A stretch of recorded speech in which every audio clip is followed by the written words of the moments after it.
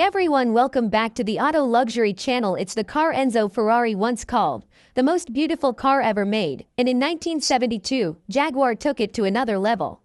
Today, we're diving deep into a true British icon, the 1972 Jaguar E-Type Series 3, powered by a monstrous V12 engine. Let's explore what made this classic a legend, inside and out.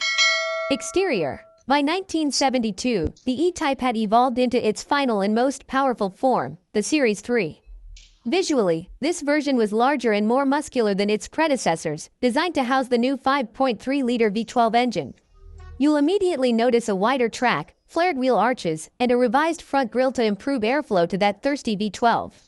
The classic lines are still there: long bonnet, short rear deck, but everything feels a touch more mature. Chrome bumpers add to the elegance, and depending on your market, the headlights may be uncovered, a change from earlier designs. And of course, that discreet yet proud V12 badge on the tail, a quiet reminder that this cat has claws. Interior. Step inside.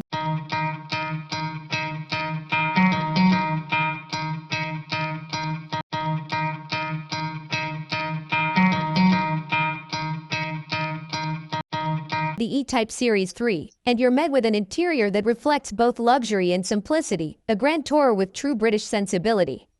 The leather bucket seats were redesigned for better comfort on long drives. The dashboard is driver-focused, featuring a beautiful array of Smith's gauges, oil pressure, water temperature, battery charge, and a central tachometer and speedometer. Everything is analog, purposeful, and mechanical. The wood-rimmed steering wheel adds warmth, and the toggle switches on the center console feel like something straight out of a vintage aircraft. It's intimate, refined, and unmistakably classic. It's a driver's car, analog, tactile, and engaging. The 4-speed manual transmission feels weighty and deliberate, offering a strong connection between man and machine. And thanks to that iconic glass hatch, rearward visibility is surprisingly decent for a sports car of this era. But what really sets the 1972 E-Type apart is what lies under that endless bonnet: a 5.3-liter V12 engine, producing 272 horsepower and 304 pound-feet of torque. Performance. Originally derived from Jaguar's racing program, the V12 brought new life to the E-Type. It was smooth, powerful, and delivered effortless acceleration. With a 0 to 60 time just under 7 seconds and a top speed of 150 miles per hour, the Series 3 was more GT than pure sports car, but it didn't lack performance.